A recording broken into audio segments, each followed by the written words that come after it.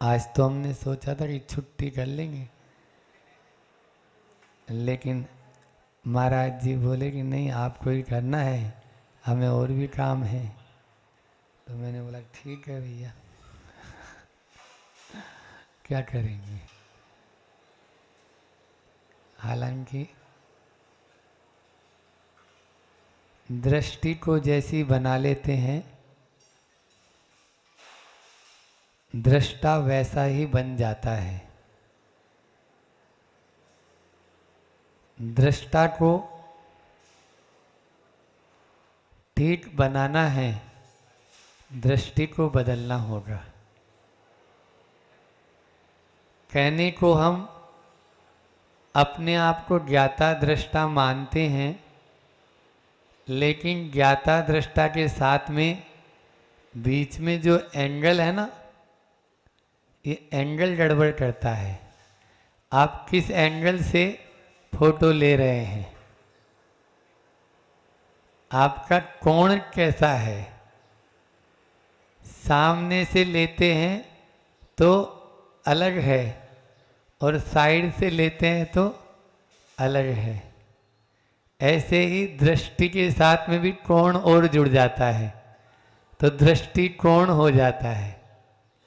और वो दृष्टि कोण दृष्टा की विचारधारा को बदल देता है। कुछ और ही उसके मन में होता है, लेकिन जैसे ही बाहर में उसके दृष्टिकोण में परिवर्तन आता है, तो वो जो विचार भी है वो भी बदल जाता है। पिछले 24 घंटे में हमको बहुत अच्छा लग रहा था। क्यों अच्छा लग रहा था? क्योंकि बाहरी जगत जो है उसका वो इंद्रजालवत है। हम बोल भले ही रहे हैं, लेकिन हमें मालूम आप कितना सुन रहे हो। ठीक है ना? वो बताता हूँ ना, मैं पहले ही बताया था कि बताओ बच्चों, सत्य और भ्रम में क्या अंतर है। तो एक मेरे जैसा ही खड़े होकर बोलता है, सर आप पढ़ा रहे हैं ये बिल्कुल सत्य नहीं है, हम पढ़ रहे हैं आपका भ्रम है। हम बोल रहे हैं ये सत्य है, लेकिन यदि मैं ये मान लूंगा कि आप सुन भी रहे हैं तो भ्रम हो जाएगा। ठीक है ना? फिर भी एक गुरु का या जो जिनवाणी का, आचार्यों का जो एक स्वाध्याय का रूप बताया है कि धर्मोपदेश नाम का स्वाध्याय भी होना चाहिए, और उसके माध्यम से भी सम्यक दर्शन की प्राप्ति बताई है। जिन गुणों की, जिन अंगों की अपन बात कर रहे हैं, वो इसी के माध्यम से पता है कि लाखों लोग, करोड़ों लोग सुनते हैं, लेकिन उसमें से यदि एक जैसे चनों को सेकते हैं बड़बूंजा, और उन चने सेकता है वो, तो उस चने में से एक भी उचट कर बाहर आ जाता है। ऐसी स्थिति यहाँ पर भी होती है कि यदि उसमें से एक को भी यदि मान लीजिए थोड़ा सा भी उसमें अंतर आया, तो बहुत कुछ फर्क होता है, और वही वाणी का प्रभाव पड़ता है।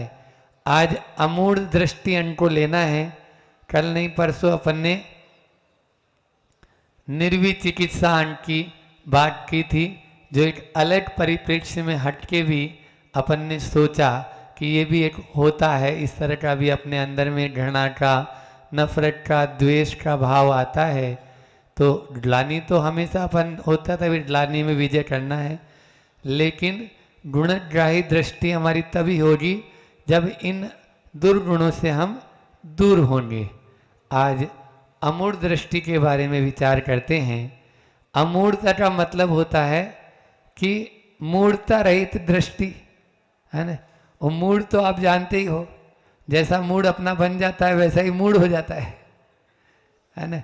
उस मूड की बात नहीं कर रहे हैं, वो दिमाग की बात नहीं कर रहे हैं। यहाँ पर मूढ़ता की बात है। मूढ़ता और मूर्खता, इन दोनों में फर्क है। ठीक है ना? मूढ़ता और मूर्खता। जो विद्यालय होते हैं वो मूर्ख से विद्वान बना सकते हैं, लेकिन मूढ़ से ज्ञानी नहीं। मूढ़ से ज्ञानी नहीं बना सकते। ये मूढ़ता तो हमारे सच्चे देव, शास्त्र और गुरु ही हमारी समाप्त कर सकते हैं। भीतर का अज्ञान, ये समझ लो आप। तो हमारे भीतर में जो मोह रूपी ममत्व रूपी अज्ञान बैठा है, वो अज्ञान हमारा मूढ़ता है। इसको मूढ़ता कहा है। उस मूढ़ता को हम कैसे दूर करें? तो मान लीजिए किसी कक्ष में बहुत गाढ़ अंधकार है। अब अंधकार है तो ले लो एक लठ और उसको भगाओ, मारो उसको ताकि वो बाहर भाग जाए। नहीं, एक छोटा सा दीपक जलाने की आवश्यकता है। रात भर दीपक आपके बड़े बाबा के सामने था, बहुत ही अच्छा लग रहा था। मतलब इतना अच्छा दीपक की लो को देखो, और इसी तरह का स्वभाव अपनी आत्मा का भी है, लेकिन उसको भूल रहे हैं, उसको भूल बैठे हैं। जिस तरह से यह छोटा सा दीपक इतने बड़े भारी अंधकार से लड़ने की कैपेसिटी रखता है, वैसे ही हमारे भीतर जो आत्मा के अंदर जो ज्ञान है, वो भी संसार के पूरे जितना अज्ञान है उस अज्ञान से लड़ने की कैपेसिटी रखता है।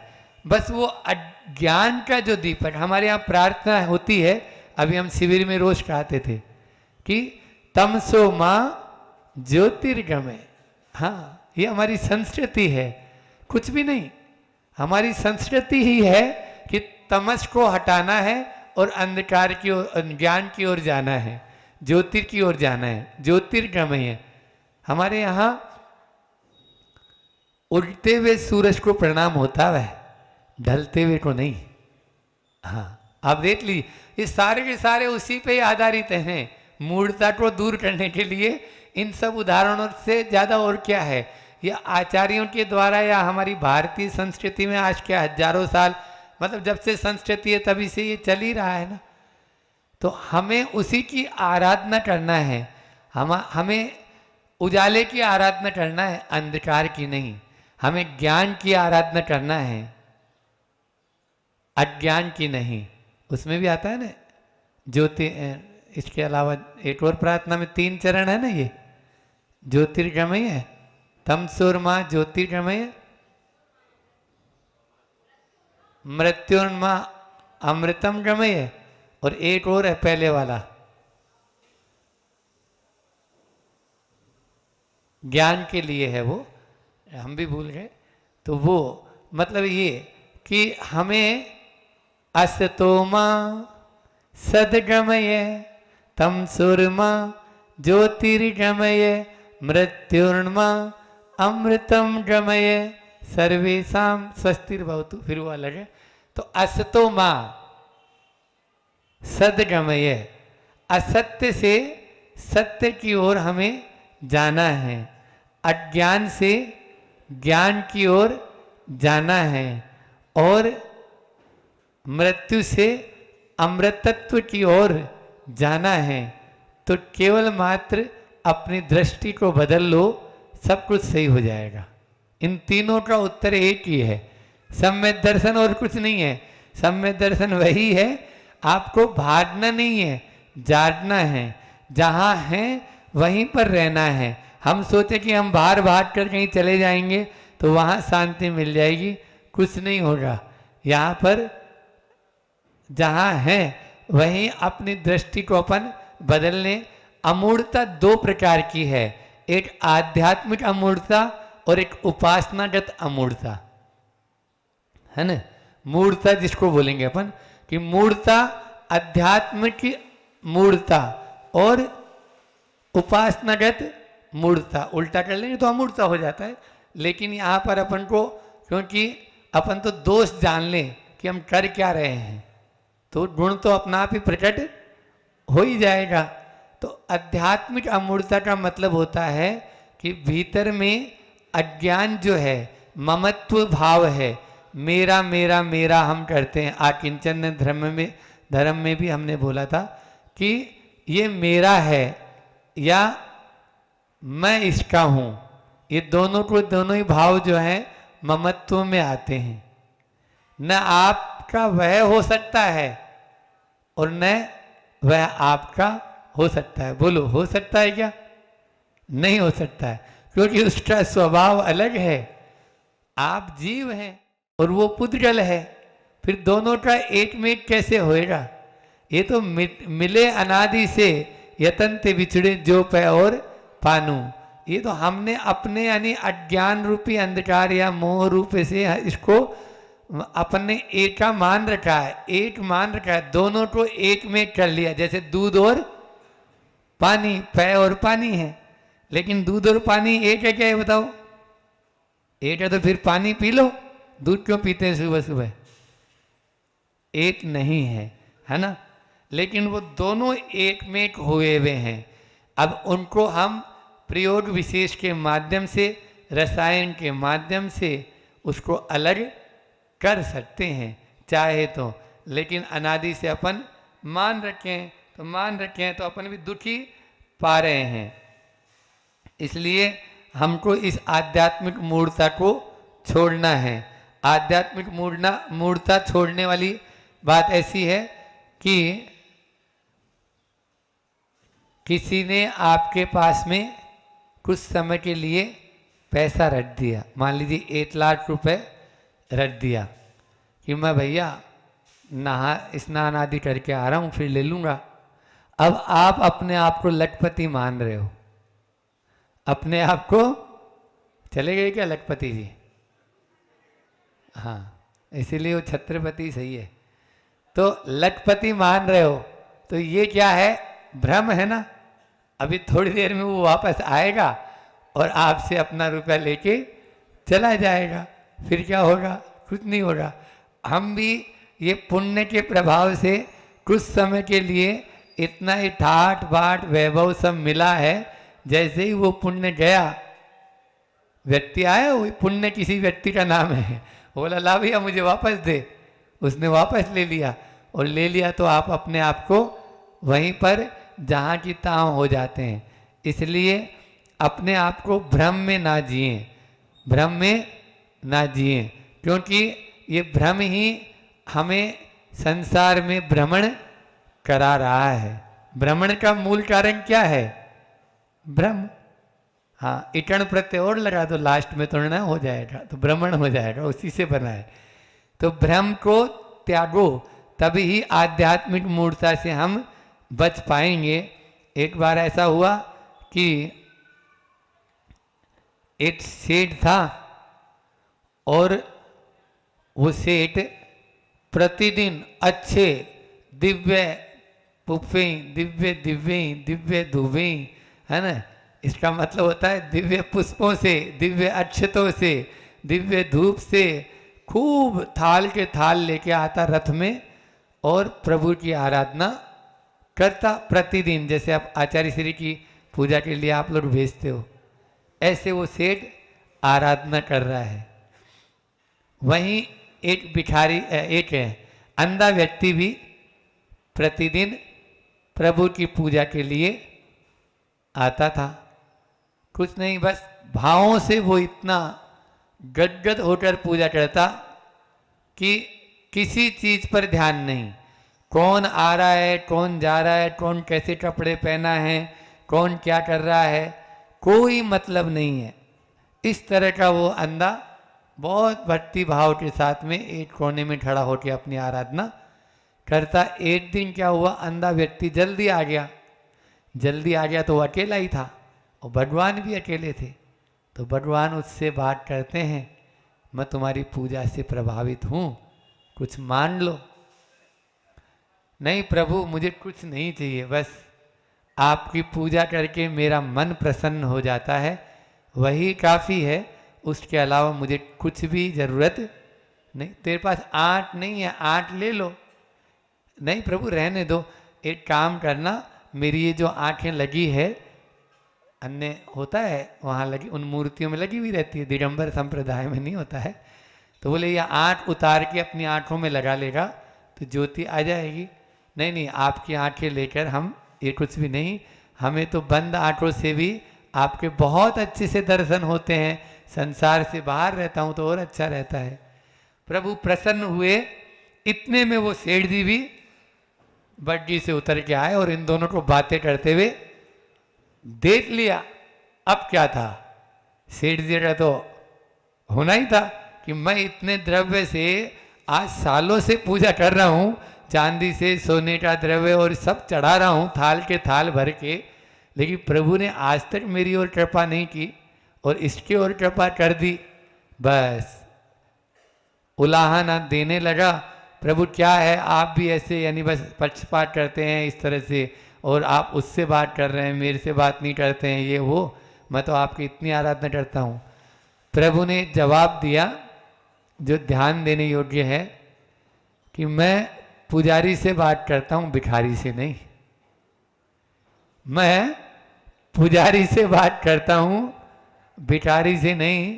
तुम जितने द्रव्य और ये सब चढ़ाते हो उससे ज़्यादा अपेक्षा भी रखते हो कि मुझे ऐसा मिल जाए, मेरा ये हो जाए, मेरा वो हो जाए, और एक तरफ ये अंधा व्यक्ति है कुछ भी नहीं चाह रहा है, और तभी प्रभु के आशीर्वाद से उसकी आंखें भी ठीक हो गई। उसने तो चाहा नहीं था लेकिन उसकी आंखें भी ठीक हो गई। ये होता है आध्यात्मिक मूर्ता। यदि हम मंदिर में क्यों आ रहे हैं, है ना, ये भी हमें ध्यान होना चाहिए। तो इसलिए उपासनागत मूर्ता भी है ये समझ लीजिए।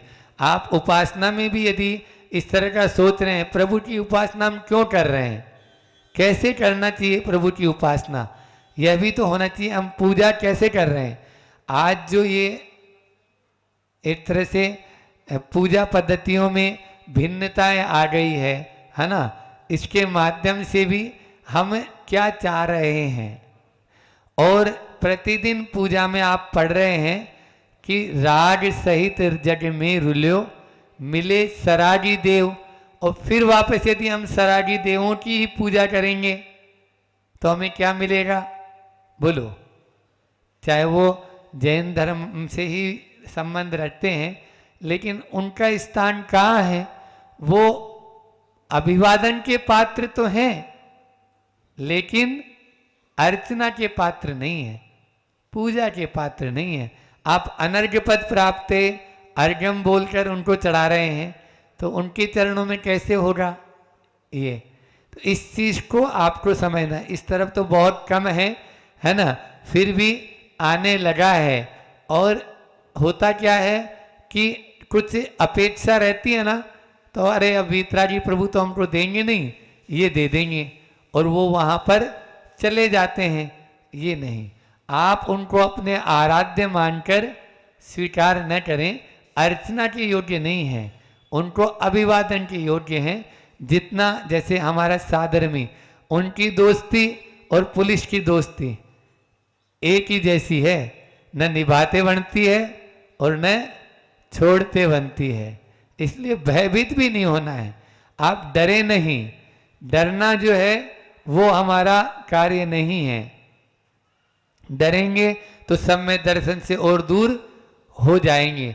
हम ये सोचते हैं कि भैया इतने दिनों से चल रहा था, अब क्या करेंगे। आज ये मूर्ता की बात आ रही है तो 3 तरह की मूर्ता आप लोगों ने रत्नगिर सरावटाचार्य में पढ़ी होगी कि देव मूर्ता, गुरु मूर्ता और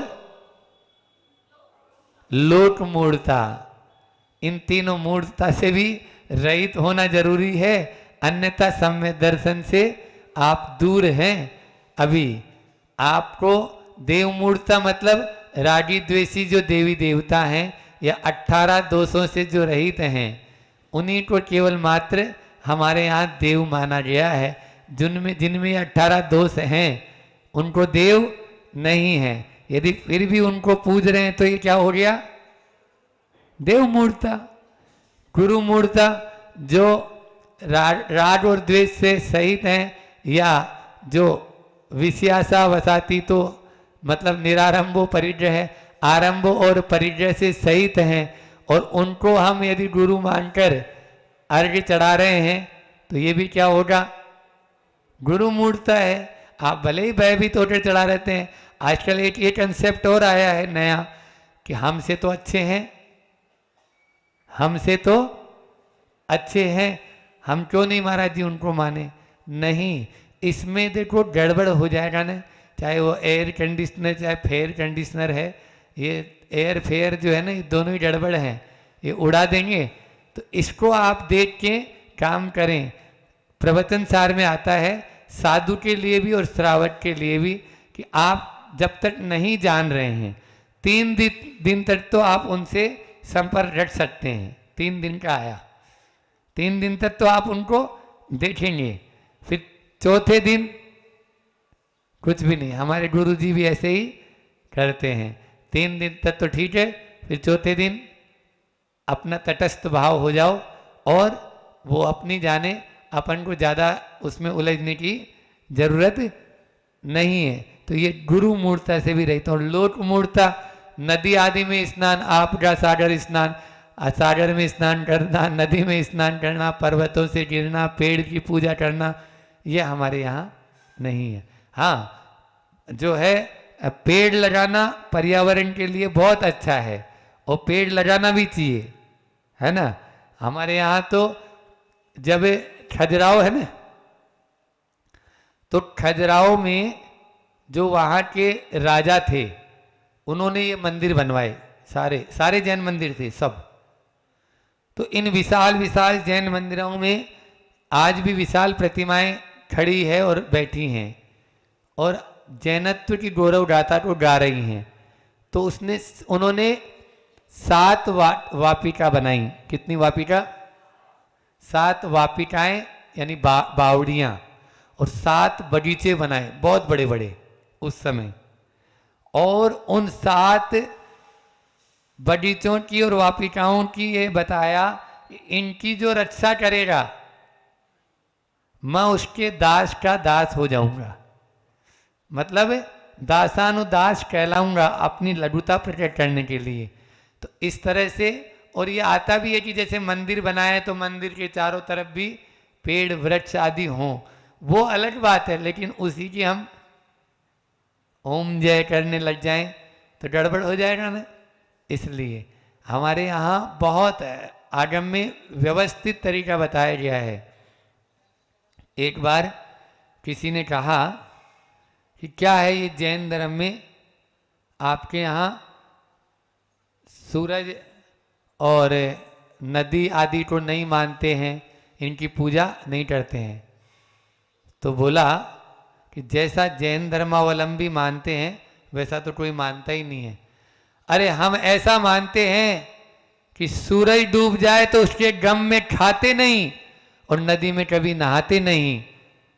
सूरज डूब जाए तो उसके गम में कभी भोजन नहीं करते हैं और नदी में कभी नहाते नहीं हैं। इसलिए हमारा जो मानना है वो तुम्हारी तरह नहीं है कि पूजा भी कर रहे हैं और उसी में सारा का सारा दोष भी जा रहा है। समझ में आ रहा है ना। तो ये अपने यहाँ बिल्कुल साइंटिफिक तरीके से उसको समझाया गया और प्रकृति से किस तरह से हम समीप आ सकते हैं। बल्कि ये कहें कि मुनि महाराज बनना ही प्रकृति के बिल्कुल समीप जाना है, तो प्रकृति से कहाँ दूर रहेंगे। वो तो उसी में ही आनंद मानते हैं और उसी में ही अपने आप को सब कुछ करते हैं। इसलिए कभी भी हमारे यहाँ इन मूर्ताओं को स्थान नहीं दिया गया है। लोक मूर्ता, देव मूर्ता और गुरु मूर्ता इससे रहित होंगे तभी अपने सम्य दर्शन को सुरक्षित रखेंगे। आचार्य समंतभद्र स्वामी ने कहा है, कापते पति दुःखानाम कापतस्तेप्य सम्मति असंप्रतिरनुकीर्ति रमूढ़ा दृष्टि रुच्यते। अर्थात दुख रूप जो कुमार्ग है और उस पर कापथे स्थिप्य मार्गी भी है, उनकी मन वचन काय से भी अनुमोदना मत करना। न तो मार्ग की अनुमोदना करना और न मार्गी की अनुमोदना। अभी इतनी देर यही चिंतन आपको बता दिया हमने कि मार्ग की अनुमोदना भी नहीं करना। हमारे यहाँ सड़ अनायतन आते हैं, 6 अनायतन। उन अनायतनों में यही है कुगुरु कुदेव और कुशास्त्र की न तो उनको मानना और न उनकी पूजा आराधना करना। हाँ, और न मानने वालों की आराधना, उनकी भी आराधना नहीं करना। लेकिन क्या करें, आप लोगों की स्थिति ऐसी बनी हुई है कि गंगा गए तो और यमुना गए तो बोलो जमुना दास, जमुना गए तो जमुना दास जी बन जाते हैं। आपके कम से कम उस श्रीफल से भी ज़्यादा स्थिति खराब हो जाती है, उस समय हम देखते हैं कि वो श्रीफल तो फिर भी आप लोग बजा कर, ठोट बजा कर लेते हैं और वहीं चढ़ता है जहाँ चढ़ाना होता है, लेकिन ये वाला श्रीफल कहीं पे भी चढ़ जाता है। ऐसा अपन को नहीं करना है। व्यवहार में अलग, देखो सुनो, एक और क्लियर कर दूँ आपका कंसेप्ट कि भीतर में आपके अंदर में निर्मल दृष्टि होनी चाहिए और अगाढ़ श्रद्धान होना चाहिए। तूरी रेवती मता, तूरीय रेवती मता, तूरी यानी चतुर्थ, चतुर्थ अंग है सम्यक दर्शन का, अमूढ़ दृष्टि है ना। उस अमूढ़ में कौन प्रसन्न हुआ? रेवती रानी, रेवती रेंज है ना, ऐसे ही रेवती रेंज, उसका नाम ही रेवती है। तो इसलिए अपने सम्यक दर्शन को उस रेवती 25वां तीर्थंकर हो नहीं सकता, आज तक नहीं हुआ है और न होगा, आगे भी नहीं होगा। समझ में आ रहा है? हाँ, जो बोल के चले गए तो आगे भी नहीं होगा, ऐसे नहीं समझ, आगे 25 हो जाएंगे। तो ये सब बिल्कुल अकाट्य दृढ़ श्रद्धान होना चाहिए, लेकिन व्यवहार में आपको व्यवहारिक, जैसे तना होता है वो तना रहता है, कभी भी झुकता नहीं है। ऐसे ही सम्यक दर्शन के 8 अंग हैं, लेकिन डाल हमेशा फ्लेक्सिबल होती है। तो जब हम व्यवहार में उतरते हैं, व्यवहारिक चरण में आते हैं, तो बहुत सारे ऐसे भी आपको देखने को मिलेगा। राजा महाराजा हमारे हुए हैं तो उनके राजत्व में बहुत सारे लोग रहते हैं, हर तरह के लोग रहते हैं और सब में आना जाना भी पड़ता है। सुन रहे हो नहीं सुन रहे हो? लेकिन आप उसको मूर्ता नहीं बोलना, आप उसको, हम यहाँ पर जो बात कर रहे हैं आध्यात्मिक मूर्ता और उपासनागत मूर्ता में, कि आप उसको पूज्य मानकर नमस्कार करना। तिलक तो हम जो है अपने जवाई का भी करते हैं, श्रीफल अपने जवाई को भी देते हैं। क्या आरती उतारते हो? क्या आरती भी उतारते हैं महाराज जी रोज जब भी वो आते हैं तो। लेकिन कैसे एक महाराज की आरती उतारना और एक जवाई की आरती उतारना, बोलो फर्क है या नहीं है? भले ही जवाई के चरण भी धोएंगे, लेकिन महाराज के चरण धुलाना और जवाई के चरण बहुत अंतर है। इसलिए जैसे आप वहां कर रहे हैं वैसे ही अन्य और में भी करेंगे। मेरा कोई ऑब्जेक्शन नहीं है, लेकिन ऑब्जेक्शन तब है जब आप उनको बोलेंगे अनर्घ पद प्राप्त आए अर्घम निरूपामी। तो अनर्घ कौन को बोल रहे हैं? जो अभी अनर्घ का रास्ता ही नहीं चुन पाए हैं, उनको हम कैसे अनर्घ बोल देंगे? बोलो। हाँ, समर्पयामी है, ठीक है, उतना कर सकते हो आप लोग। तो इसलिए आप लोगों के लिए जितना कहा है उस मर्यादा में रहकर कर सकते हैं। आप लोग आगे भी बढ़ेंगे। मान लीजिए कोई सरपंच है, कोई विधायक है, कोई अपने पार्षद हैं, है ना, तो इन लोगों को बहुत सारे कार्य ऐसे होते हैं जिन लोगों को करना ही होता है और करना भी चाहिए। नहीं तो जैन धर्म बहुत छोटा सा हो जाएगा। हम जैन धर्म को गली गली में और हर आदमी तक पहुंचाना चाहते हैं, और वो तभी पहले था भी ऐसा ही, पहले था, लेकिन ये संकीर्ण विचारधारा के कारण हम बहुत छोटे होते चले गए, और छोटे होते चले गए तो अपनों से ही टूटते हुए चले गए। जो अपने थे वो भी अपना नहीं माने। आपको बताएं, मैंने उदाहरण दिया था अभी शायद उसमें जीवन जीने कला वाले में, कि झारखंड में एक स्थान है देवघर, जहां पर लाखों नहीं लाखों की, कई लाखों की तादाद में कांवड़िया आते हैं और जल चढ़ाते हैं। शंकर जी का बहुत बड़ा स्थान है। उसके अध्यक्ष हैं ताराचंद जी छाबड़ा, ताराचंद जी जैन छाबड़ा। वो आचार्य ज्ञान सागर जी, जो गुरु नाम गुरु हमारे ज्ञान सागर जी महाराज हैं, उनके भतीजे हैं, रियल भतीजे, उनके बड़े भाई के बेटे हैं। वो आज अभी भी हैं। तो वो अध्यक्ष हैं और पूरे झारखंड के, झारखंड न्यास बोर्ड के अध्यक्ष है, चेयरमैन है। तो वो क्यों नहीं हो सकते हैं? जब इतनी सोच रखते हैं, वो वहाँ पर हर काम करेंगे, लेकिन वैसे नहीं। वो खुद बोलते हैं, मन से भी बोलते हैं बाकायदा। क्यों? और उनके जो लोग हैं कमेटी में, वो भी जानते हैं कि जैन धर्म में जो देव शास्त्र और गुरु का जो स्थान है वो सर्वोपरि है।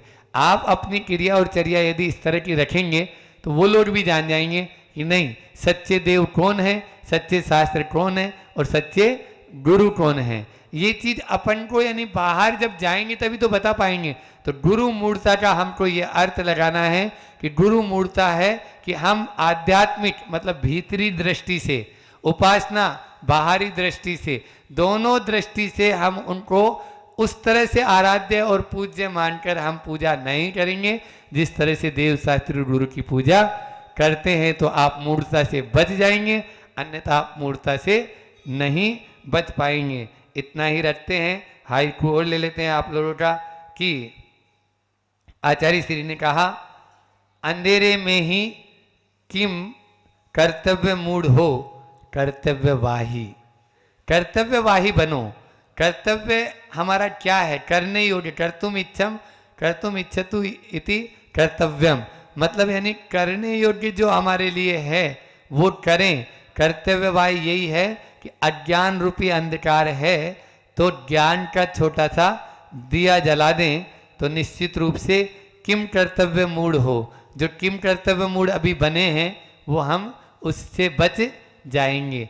अज्ञान में, अंधकार में जहाँ होता है वहाँ पर हाथ में हाथ नहीं दिख रहा तो हम सोचते हैं अब किधर जाएं, कहाँ जाएं।